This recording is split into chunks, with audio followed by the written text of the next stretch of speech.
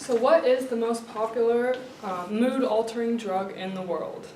It's not amphetamine, it's not cocaine, and it is not cannabis.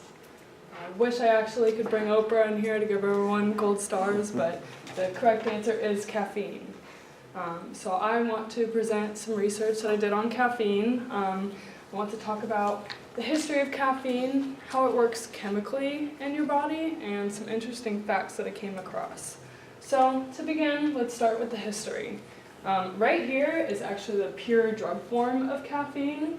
This was first discovered in 1819 by a German physician named Friedrich Ferdinand Runge. He isolated the purified white powder from a box of Arabian mocha beans he was given to by a colleague. But this was just when the drug form was discovered. This was only 200 years ago, so obviously people had been consuming caffeine for much longer time than that. So when I looked up when caffeine was first, people started drinking it, several articles pointed me to an ancient Chinese legend. So there's a couple different versions of the story, but apparently this Chinese emperor was cooking either outside or cooking in his house, whatever. Somehow some leaves blew into a pot of boiling water, and they were tea leaves. And he was like, wow, this smells really good. And so he decided to let it cool down and drink it. And then, as for those of you who know, in any hierarchical society, when a king does something, so does everybody else. So then tea spread throughout China.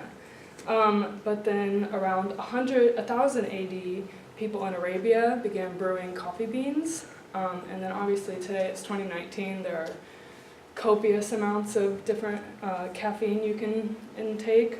There's obviously coffee. I think even at Santa Fe there's granola bars or like chocolate that have caffeine in it. There's all the energy drinks like Monster and Bang and stuff like that, Red Bull. There's soda, and I think at Smoothie King you can even put like an energy caffeine boost in your smoothie. But obviously coffee is the largest form. It represents 75% of all caffeine consumption.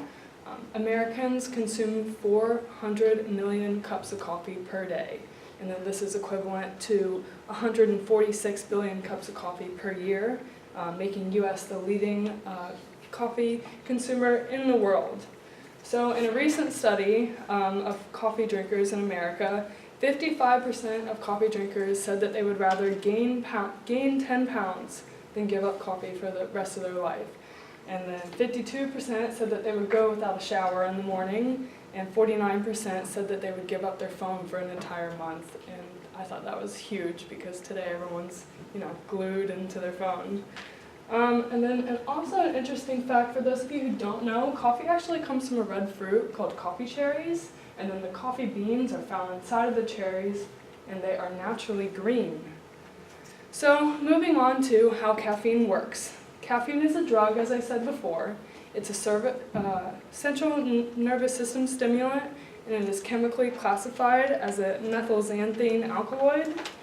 So as you can see here, the caffeine molecule is structurally similar to adenosine. So normally in your brain, your adenosine is going to bind to your adenosine receptors, and then this is going to start slowing down your nerve activity at night, making you drowsy, and eventually you fall asleep. So let's say you don't want that, and you drink a cup of coffee. The caffeine doesn't allow the binding to occur because caffeine, instead of the adenosine, binds to the adenosine receptors, and thus is how coffee keeps you awake. So just like any drug, there's going to be positive and negative side effects to it. For positive effects, obviously it's going to keep you up. It improves your alertness and memory. It can enhance your workouts or productivity depending on what you're drinking it for, and it boosts concentration. But then as for the negative effects, it will increase your agitation. If you are drinking too much of it, it can dehydrate you. It can cause a headache if you're not drinking enough, and can upset your stomach for some people as well. And it can also lead to a faster heart rate. Little side story, so my friend Shelby came up this weekend. It was a girls' weekend, and we're actually just sitting on the couch, and I got a new Apple Watch. I got it over Christmas. But anyways, I check my heart rate a lot just because it's interesting. And we're just watching a movie, and I'm like, oh yeah, mine's at like 65, whatever, resting rate, normal. And she was like, oh, let me check mine. She goes, mine's at 118. And I was like, dude, what? And so I'm like, okay, maybe she's excited, we're watching this rom-com, whatever. And then I was like, well, I actually just did this project, let me ask. And she goes, I was like, hey, how many cups of coffee or like sodas do you have every day? And she goes, yeah, normally like 3, but like 6 if it's a hard day. And I was like, dude, you're gonna have a heart attack. So anyways, side note. And then also, if you're drinking too much coffee, it can lead to trouble sleeping. So lastly, I wanted to introduce some interesting facts on caffeine that I came across. The FDA says that a safe amount for adults to consume on a day-to-day basis is 400 milligrams, but for teens it's only 100. So to put this into perspective, according to Mayo Clinic, just any average cup of coffee is 100 to 200 milligrams, which is 2 to 4 cups of coffee for adults. And then a cup of tea is 70 milligrams, and most sodas are usually in the 50 milligram range, but most are less. It's really just the sugar that jacks you up and gets your heart going. And then another interesting point, you can actually overdose on caffeine, which is something I didn't know. So if you were to sit down at a table and we're like, okay, let's see how many cups of coffee I'm going to drink, you'd have to drink like 30 to 50 cups to actually die from it, which, unless you're wearing a diaper or something, you're going to have to pee like a racehorse, and you'll be bouncing all over the room. But more common is caffeine pills, or actually the caffeine powder. So the FDA says that only a tablespoon of caffeine powder can kill you because it's equal to 28 cups of coffee. So let's say, I love coffee, but hypothetically, let's say I didn't, and I was like, well, I want to add some caffeine powder to my orange juice.